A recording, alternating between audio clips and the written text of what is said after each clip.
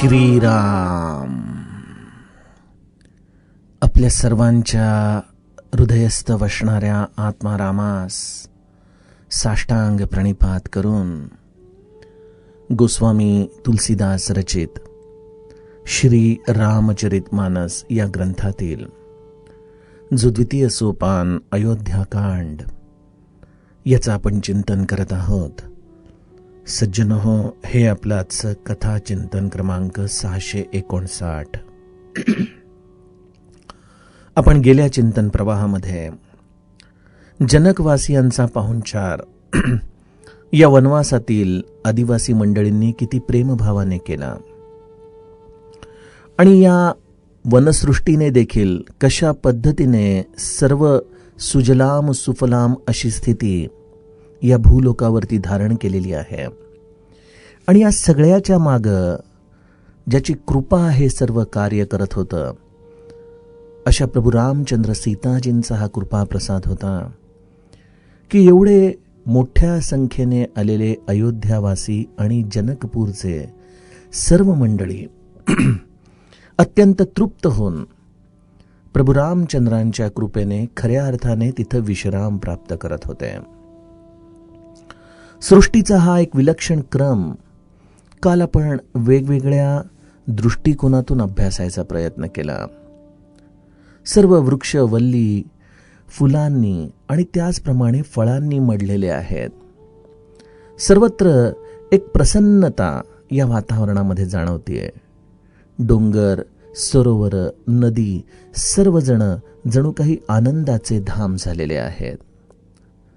अशा ठिकाणी जनकवासी स्नान करून आले.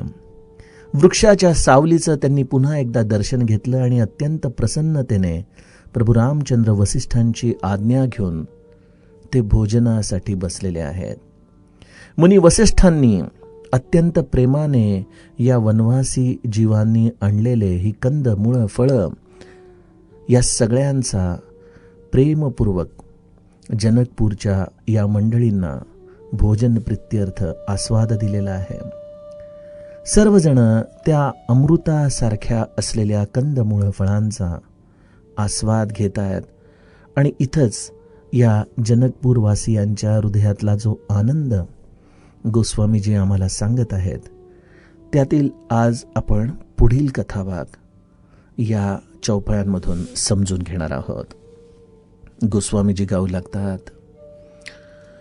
एही विधि बासर बीते चारी, रामु निरखी नर नारी सुखारी,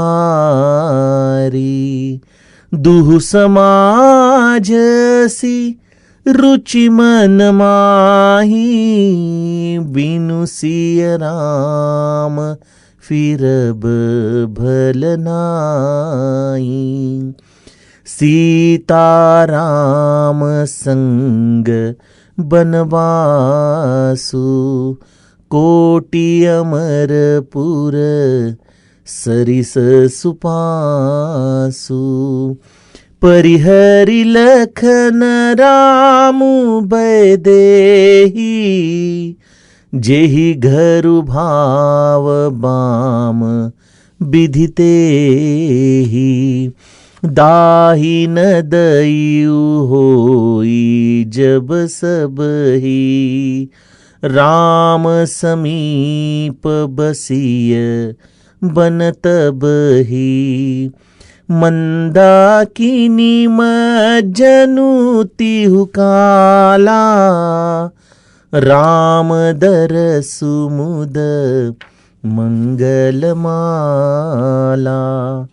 अटनु राम गिरी बन तापस थल, असनु अमीय सम कंद मूल फल, सुख समेत संबत दुई साता, पल सम होहिन जनियहि जाता, एहि सुख जोगन लोग सब कहहि कहास भागु, सहज सुभाय समाज दुहु, राम चरण अनुराग सियावर। रामचंद्र प्रिय हो।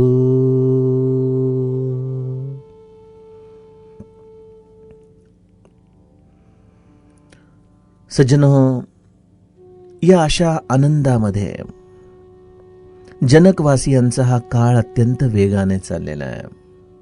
गोस्वामीजी लिहितायत, एही बिधी बासर बीते चारी, राम निरखी नर नारी सुखारी. पाहता पाहता क्षण हातातून निसटून जायला लागले.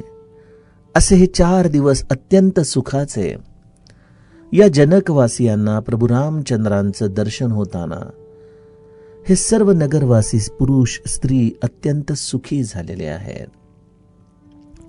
आणि दोन्ही समाजांच्या मनामध्ये अशी वारंवार इच्छा येते की जीवनात ही घडी अशीच राहू दे. त्याप्रमाणे त्यांच्या अंतःकरणात एकच विचार येऊ लागला की हे सुखाचे क्षण उडून चाललेत, परंतु प्रभू रामचंद्रांना सोडून त्यांच्याशिवाय पुन्हा आपल्या अयोध्येमध्ये परत जाणं, पुन्हा आपल्या जनकपूरमध्ये परत जाणं हे अजिबात चांगलं होणार नाही. प्रभू रामचंद्र सीताजींच्या विना परत जायचं ही संकल्पना देखील त्यांना अत्यंत भयभीत करून टाकत होती. आणि त्यामुळं मनातून एकच विचार त्यांना वारंवार येत होता की सीता राम संग बनबासू, कोटी अमरपुर सरिस सुपासू. श्री सीतारामाच्या बरोबरच आपण वनामध्ये राहावं. जर प्रभू रामचंद्र परत नगरामध्ये यायला तयार नसतील तर आपणच सर्वांनी वनामध्ये त्यांच्या समवेत मुक्काम करावा. कोट्यावधी देवलोकांच्या निवासाला देखील लाजवेल असं सुख या वनामध्ये आपल्याला प्रभू रामचंद्रांच्या या कृपा छत्राखाली प्राप्त होत आहे. आणि त्यामुळं एकच निष्कर्ष त्यांच्या अंतःकरणामध्ये येत होता की परिहरी लखन राम उभय देही, जेही घरू भाव बाम बिधी तेही. ज्याला लक्ष्मण, रामजी आणि जानकीजी यांना सोडून ज्याला आपलं घर, आपलं निवासस्थान आवडत असेल, त्याला विधाता जणू काही प्रतिकूल झाला आहे असं समजावं. सज्जनो, संतांच्या सांगण्यामध्ये किती सुंदर समन्वय असतो बघा.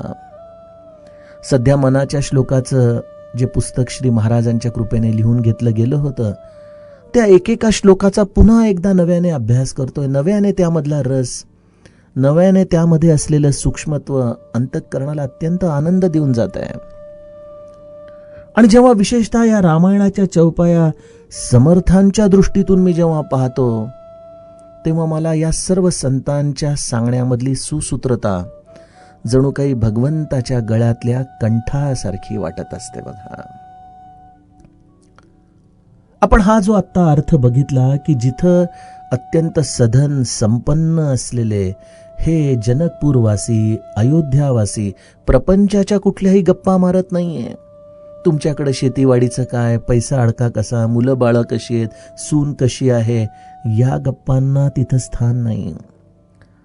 सर्वजण जणू काही एक मौन धारण करून भगवंताच्या नामामध्ये, ज्ञानदेव म्हणे सगुण हे ध्यान, नामपाठ मौन प्रपंचाचे, अशा पद्धतीने या भगवंताचं सगुण ध्यान आणि त्याचं अखंड नाम ही ज्यांची स्वाभाविक साधना झालेली आहे, जिथं प्रपंच शिरकावच करू शकत नव्हता,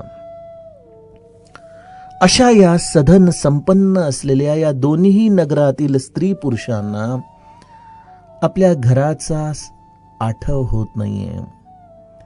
इथं असलेली कदाचित देहाला राहण्यासाठीची प्रतिकूलता देखील त्यांना बाधक ठरत नाहीये. त्यांना या एका विलक्षण आनंदाच्या पुढं जगातलं कुठलंच सुख हे आनंद देऊ शकत नाहीये. नवे नवे कोट्यावधी स्वर्गातल्या निवासांची सुख देखील त्यांना स्वर्ग भावनेकडं आकृष्ट करत नाहीयेत. प्रत्येकाच्या मनात एकच विचार येतोय की हे सुख सोडून ज्याला आपलं निवासस्थान आवडत असेल, ज्याला आपल्या घरामध्ये अधिक सुखदायक वाटत असेल, खरोखर विधाता त्याच्यावरती निश्चितपणे प्रतिकूल झालेला आहे. आणि यावरती मला समर्थांचा मनोबोधातला एक अत्यंत सुंदर श्लोक समर्थ माऊली म्हणते, त्यामध्ये मना रे जनी मौन्य मुद्रा धरावी, कथादरे राघवाची करावी, नसे रामते धाम सोडून द्यावे, सुखाला गियारण्य सेवित जावे. जय जय रघुवीर समर्थ. मनारे जनी मौन्य मुद्रा धरावी. खरं तर जनकवासी आणि अयोध्यावासी खूप दिवसांनी एकमेकांना भेटलेले आहेत. ज्या अयोध्यावासियांना विवाहामध्ये जनकपूरला जायला मिळालं, त्यापैकी कित्येक अयोध्यावासी इथं चित्रकूटवरती देखील आले असतील. कित्येक आपले जुने स्नेही या जनकपूरमधले त्यांना दिसलेही असतील. परंतु जेव्हा आपण या परमतत्वाच्या सान्निध्यामध्ये आहोत ना सज्जनो, तेव्हा त्या प्रत्येक क्षणाचा उपयोग आपल्या जीवनामध्ये कशा पद्धतीने करावा हे जणू काही या अयोध्यावासी आणि जनकपूरवासियांचं मौन आपल्याला सांगतंय बघा. सगळेजण अत्यानंदित आहेत आणि त्या आनंदामध्ये केवळ आपण आता डुंबत राहावं, त्या आनंदाच्या पलीकडे आता कशामध्येच जाऊ नये, अशी एक स्वाभाविक वैराग्याची अवस्था मनाला येते. वैराग्य म्हणजे ओढून ताणून कोणाशी न बोलणं नाही. असं आहे की मनुष्याला जर एखाद्या वस्तूपेक्षा अधिक आनंद देणारी दुसरी वस्तू सापडली तर प्रथम वस्तूचा स्वाभाविकपणे त्याग घडतो.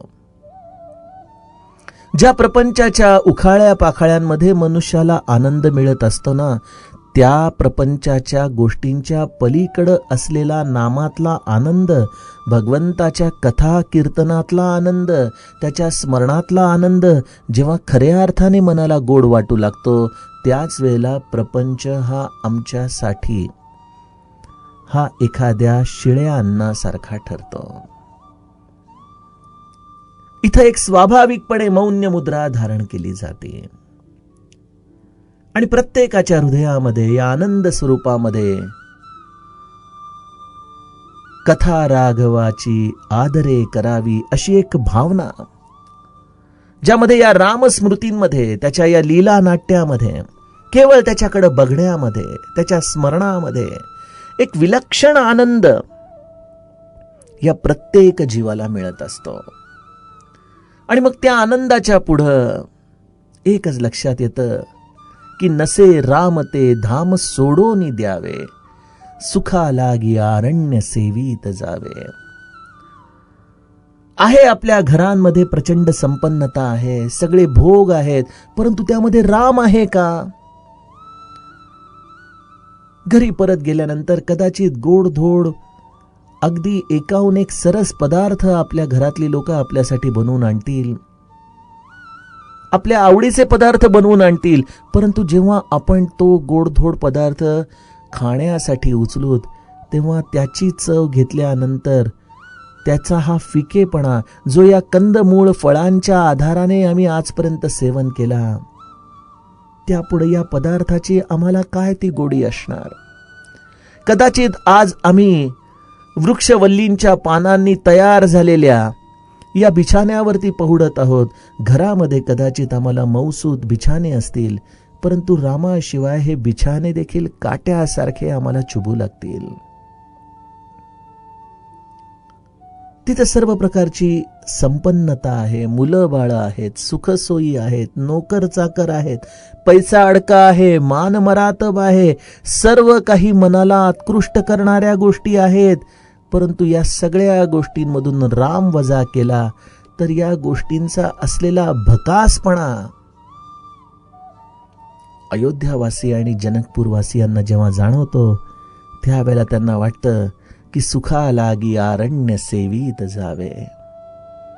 नको जायला आता घरी परत. एकतर प्रभू रामचंद्र आणि सीताजींना आपण पुन्हा अयोध्येमध्ये घेऊन जाऊ, तरच तिथं आम्हाला या सर्व गोष्टींच्या आनंदामध्ये प्रभू रामचंद्रांच्या अस्तित्वामुळे रस घेता येईल. आणि जर ते शक्य नसेल तर हे परमात्मा आम्हाला देखील प्रभू रामचंद्र सीताजींच्या समवेत वनामध्येच राहू देणार आहे. कारण की हे सुख कोट्यावधी स्वर्गांच्या तुलनेमध्ये देखील अत्यंत उजवं ठरत आहे. सज्जनो, परमार्थामध्ये जेव्हा ध्येय निश्चित होतं ना मनुष्याचं, तेव्हाच त्याला हा विचार अंतःकरणाला अत्यंत प्रसन्नता देतो. बघा, मला आठवतं जेव्हा मी सर्वप्रथम गोंदवल्याला गेलो होतो, वय लहान होतं, 97-98 सालची गोष्ट असेल. आणि त्यावेळेला मोक्षप्राप्तीचं रहस्य जे पूज्य श्री ब्रह्मानंद महाराजांनी लिहिलेलं आहे, जे सर्व परमार्थाचं सार आहे, आणि त्यावेळेला त्या मोक्षप्राप्तीच्या रहस्याला मी अत्यंत कान एकवटून ऐकत होतो, संतांचे शब्द. आणि जेव्हा तो शेवटचा पॅरेग्राफ सुरू होतो की हे भगवंता, घरदार, जमीन जुलनला, संपत्ती इत्यादी सर्व दृश्य गोष्टी या अशाश्वत आहेत, हे जाणून एक भगवंतच तेवढा सत्य आहे असं आपल्या हृदयामध्ये जाणून त्याचं अहोरात्र आपण भजन करावं, अशा अर्थाचं जे वाक्य मोक्षप्राप्तीच्या रहस्यामध्ये शेवटी येतं. त्यावेळेला वय लहान होतं आणि असं वाटलं की अरे हे कसं शक्य आहे. घरदार, जमीन जुमला, बायका, मुलं, संपत्ती या सर्व गोष्टी मिथ्या व अशाश्वत, आणि एकटा भगवंतच तेवढा सत्य. आता गोंदवल्याला जाता जाता जवळजवळ 25 वर्षाचा काळ जवळ आलाय.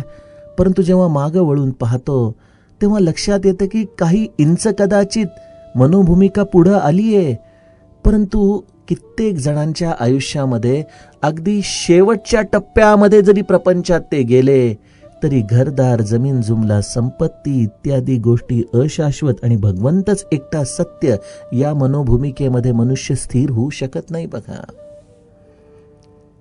अर्थात हा सर्व प्रामाणिकपणे केलेल्या स्वतःचा अभ्यास आहे. इथं कोणाला काय सांगायचंय. सुनहु देव सचराचर स्वामी, प्रणत पाल उर अंतरजामी, उर कछु प्रथम बासना रही, प्रभुपद प्रीती सरित सोबही. माझ्यासाठी तर माझा आराध्य असलेला विभीषणाच्या या संवेदनाच मला जीवनामध्ये ही प्रामाणिकतेच्या दृष्टीने विचार करण्याची एक शक्ती देतात. आपणच आपल्या अंतरंगामधल्या या देवाला साक्षी मानून आपल्या हृदयामध्ये विचार करावा की रामाशिवाय या सर्व गोष्टी खरोखर माझ्या जीवनामध्ये मला अशाश्वत आणि मिथ्या आहेत, हे खरंच अंतःकरणामध्ये जाणवतं का. आणि ज्याच्या हृदयामध्ये त्याने रामाला घट्ट धरलंय, मना सज्जना हित माझे करावे, रघुनायका दृढ चित्ती धरावे. ज्याने आपल्या रघुनायकाला आपल्या चित्तामध्ये अत्यंत दृढतेने धरलेलं आहे, मग त्याला काय, त्याच्या जीवनामध्ये जरी हा सर्व पैसा अडका गोष्टी असल्या नसल्या तरी त्याला त्याचं महत्त्व कळतं, त्याला त्याचं निमित्त कळतं.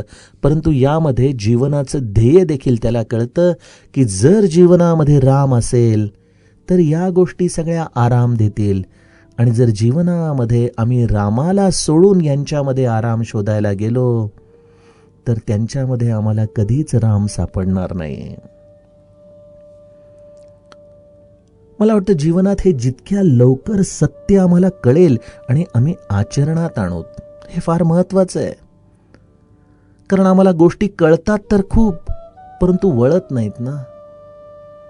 आजच एकांशी बोलत होतो, साधना कशी चालली आहे, तर ते म्हणाले, अरे आपण काय साधना करणार, आपल्याला या प्रपंचामध्ये, या मायेमध्ये टाकलंय, पैशा अडक्यामध्ये, कमवण्याच्या या सर्व गोष्टींमध्ये ठेवलंय. तो शुद्ध भाव अंतःकरणात काही केल्या तयारच होत नाही. खरोखर आहे, ती देखील त्यांची प्रामाणिक संवेदनाच आहे की आम्हाला जोपर्यंत या सर्व गोष्टी हव्या हव्याशा वाटतायत, तोपर्यंत खऱ्या अर्थाने अजूनही रामावरती आमचं पूर्ण प्रेमच बसलं नाही. रघुनायका दृढ चित्ती धरावे. जर काही पाहिजे असेल तर केवळ राम हवाय. मना सज्जना भेटवी राघवासी. मला केवळ रामाशी भेट करून दे, बस, मला आता दुसरं काही नको. हे मनापासून वाटलं ना सज्जनो, की प्रारब्धामध्ये असलेले भोग देखील अत्यंत जीवनामध्ये जरी कष्टप्रद असले तरी समाधान देऊन जातात. मग कदाचित पैसा अडका, शारीरिक आरोग्य, मुलं बाळ यापैकी कुठलीही गोष्ट जरी कमी असली तरी मनुष्याला त्या गोष्टी कधीच बाधक वाटत नाहीत. आणि हे प्रभू रामचंद्रांच्या भक्तीचं रहस्य आहे. पूज्य डोंगरे महाराज रामचरित मानस मधल्या अयोध्या कांडाच्या मधल्या पहिल्या दोह्याचं नेहमी वर्णन करायचंय. जब ते राम ब्याही घर आए. अशा रीतीने जी चौपाई अयोध्या कांडामध्ये पहिली सुरू होते, त्या 4 चौपायांमध्ये सर्व प्रकारची संपदा अयोध्येमध्ये प्रभू रामचंद्र आणि सीताजींच्या अस्तित्वामुळं कशा पद्धतीने साकारली याचं सुंदर वर्णन आहे. पूज्य डोंगरे महाराज म्हणायचे की जो नित्य या 4 चौपायांचं गायन करतो तो श्रीमंत किती होईल हे मी सांगत नाही, परंतु एक निश्चित आहे की त्याला कधीच काही कमी पडणार नाही. आणि मला असं वाटतं की जर रामाला गाता गाता, रामाचं स्मरण करता करता, त्याचं नाम आपल्या अंतरंगामध्ये जतन करता करता जर आम्हाला आयुष्यात काही कमी पडत नसेल तर मग अजूनही श्रीमंतीची काय वेगळी व्याख्या आम्हाला करायची आहे? कुठल्या भवरोगाच्या खाली आम्ही जगतोय? पुढे अंतरी सांडी चिंता भवाची. आपल्या अंतरंगामधून या भवरोग रूपी चिंतेला आम्हाला सोडता यायला पाहिजे सज्जनो. आम्ही त्याला इतकं घट्ट धरून बसलोय की या भवरोगाच्या पायी आम्ही आमच्या हृदयामध्ये त्या रामालाच या प्रपंचामध्ये घेऊन येतोय की रामा, हे सगळं प्रपंचाचं जरा नीट कर रे. आणि राम म्हणतोय की तू ते सर्व सोड आणि माझ्याकडे ये. ज्या सुखासाठी तू धडपडतोयस ते सुख मी तुला अनंत पटीने प्रदान करतो. सज्जनो, वैराग्याची व्याख्या अनेक पद्धतीने करता येते, परंतु जेव्हा मन हे खऱ्या अर्थाने रामाभोवती केंद्रित होतं आणि प्रारब्धावरती या देहाला सोडण्याची कला आपल्याला प्राप्त होते, त्याचं एकच मोजमाप आहे, ते म्हणजे समाधान. अंतरंगातलं समाधान कुठल्याही परिस्थितीत ढळत नाहीये. भगवंताच्या स्मरणाची असलेली ही धारा तैलवत अखंड सर्व स्थितींमध्ये चालू आहे. मला वाटतं अजूनही वैराग्याची काय वेगळी व्याख्या करायची आपण?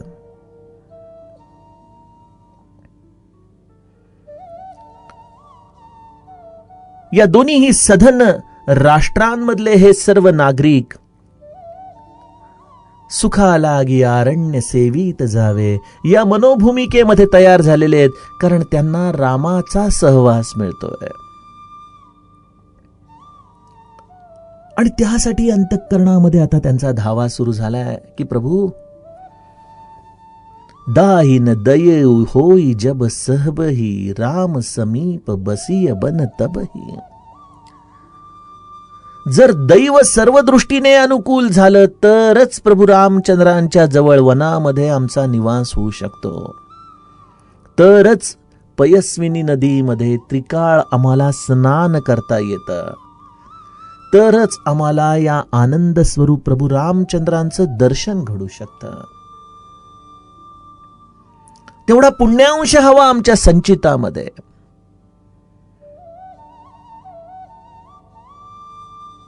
आमचा पुण्यांश तर प्रभू रामचंद्रांनी आम्हाला स्पष्टपणे दाखवून दिला त्या तमसा नदीच्या किनाऱ्यावरती, ज्या रात्री आम्हाला या मायेच्या आधाराने निद्रेमध्ये आम्हाला अधीन करून टाकलं आणि प्रभू रामचंद्र आमच्या हातून सुटून गेले.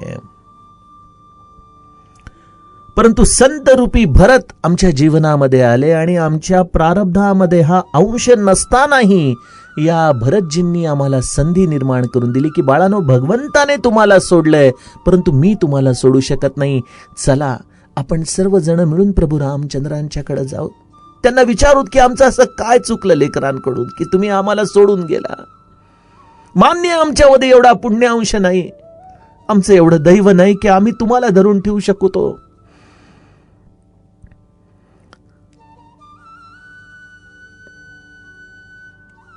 भरतजींच्या कृपेने आम्हाला प्रभू रामचंद्रांचं दर्शन झालंय.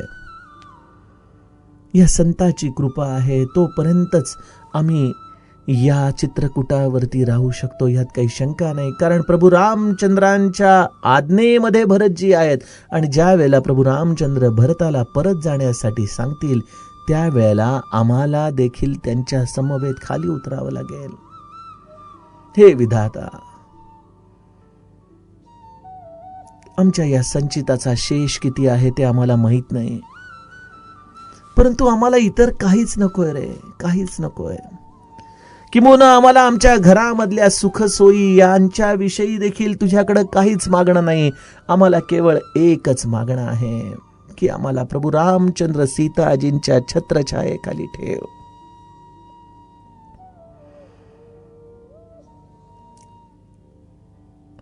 काय सुख आहे हे! सुखासाठी करीसी तळमळ, असा आमचा हा तळमळणारा जीव या पंढरीनाथाच्या चरणांशी, हा परमात्मा आम्हाला या चित्रकूटावरती आज सापडलेला आहे, त्याच्या चरणांशी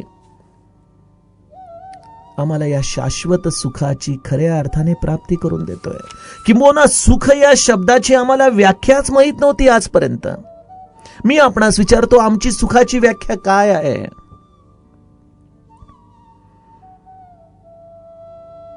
आम्ही अज्ञानाच्या आधाराने या मृगजळामध्ये सुख शोधतोय आणि या मृगजळामध्ये दिसणारे हे वेगवेगळ्या प्रकारच्या भ्रामक गोष्टींनाच आम्ही सुख धरून बसलेलो आहे.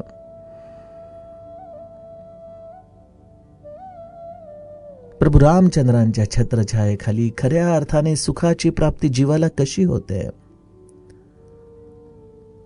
ते सुख या सर्व नगरवासियांना प्राप्त होतंय.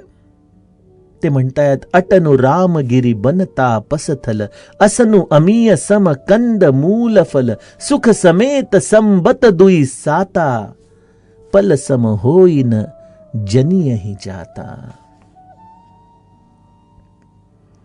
प्रभू रामचंद्रांच्या या कामदगिरी पर्वतावरती राहणं, या वनामध्ये या वेगवेगळ्या तपस्वींचं दर्शन घेणं, त्यांच्या स्थानांमध्ये जाणं आणि जीवन जगण्यासाठी हे अमृतमय रूपी कंद मूळ फळ यांचं भोजन करणं, आहा, काय जीवनाची ही सुखाची अवस्था आहे. सज्जनो, खऱ्या अर्थाने प्रापंचिकाला जर आज या 2020 मध्ये जर सुख हवं असेल ना, तर ते सुखाचं स्थान देखील संतांचे चरण आहेत. बघा, संतांनी दिलेलं साधन आहे. संतांच्या या असलेल्या ग्रंथरूपी त्यांच्या तत्वज्ञानाला आपल्या हृदयामध्ये उतरवण्यामध्ये सुख आहे. आणि त्याही पेक्षा जे त्याच्या इच्छेने आम्हाला मिळालेला आहे तो त्याचा प्रसाद समजून स्वीकारणं, यामध्ये खऱ्या अर्थाने सुख सामावलेलं आहे.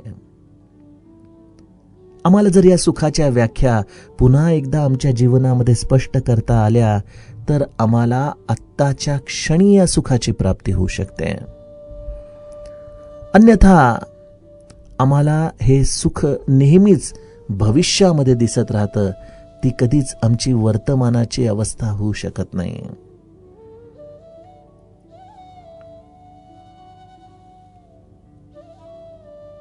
अशा या सर्व प्रकारच्या गोष्टींमध्ये हा 14 वर्षाचा काळ जर व्यतीत झाला तर ही 14 वर्ष देखील क्षणासारखी निघून जातील. ती संपल्याचं आम्हाला कळणार देखील नाही. कारण सज्जनो, सुखाचा काळ हा सापेक्ष असतो. सीताजी अशोकवनामध्ये प्रभू रामचंद्रांच्या विरहामध्ये अश्रू ढाळत असताना हनुमंत प्रभू रामचंद्रांच्या समोर म्हणतो की निमिष निमिष करुणानिधी जाही कल्प सम बीती बेगी चलिय प्रभू आनिय भुजबल खलदल जीती. निमिष निमिष करुणानिधी, एक एक क्षण हे करुणानिधी सीताजींसाठी एकेका कल्पासारखा चाललेला आहे. दुःखामध्ये काळ काही केल्यास सरत नाही आणि सुखामध्ये काळ काही केल्या थांबवता येत नाही. 14 वर्षाचा हा एवढा मोठा काळ, परंतु प्रभू रामचंद्रांच्या समवेत जर राहायला मिळालं तर एका क्षणामध्ये संपल्यासारखा निघून जाईल. कळणार देखील नाही की हा एवढा मोठा वनवासाचा काळ आपल्याला प्रभू रामचंद्रांच्या छत्रछायेखाली राहायला मिळाला. त्या अवीट सुखाची ही गोडी आहे. नित्य नवा आनंद ओवाळीता श्रीमुख. आज 100 वर्षानंतरही तीच समर्थांची पद जेव्हा आपण काकड आरतीमध्ये त्या भगवंताच्या मुखदर्शनामध्ये ओवाळतो तेव्हा तीच शब्द, त्याच गोष्टी, परंतु नित्य नवा आनंद ओवाळीता श्रीमुख, अशी ही आमच्या मनाला जी प्रसन्नता देऊन जाते, तेच या वनवासी जीवांचं, तेच या अयोध्यावासियांचं, तेच या जनकपूरवासियांचं मागणं आहे की आम्हाला सदैव प्रभू रामचंद्रांच्या छत्रछायेखाली राहू दे. परंतु त्याच वेळेला हा जीव मनामध्ये विचार करतो की एही सुख जोगन लोग सब कहही कहास भागू. अरे हे आमचं एवढं मोठं भाग्य असेल, खरोखर आम्ही या सुखासाठी योग्य नाही. आपलं एवढं मोठं भाग्य कुठलं आहे. अशा रीतीने या दोन्हीही समाजांचं जे प्रभू रामचंद्रांच्या चरणी अत्यंतिक स्वाभाविक प्रेम आहे, त्यांच्या या मनाच्या अवस्थेचं वर्णन गोस्वामीजी आम्हाला सांगताहेत. सज्जनो, त्यातील पुढील कथाभाग आपण उद्याच्या कथा चिंतनामध्ये पाहूया. जानकी जीवन स्मरण जय जय राम.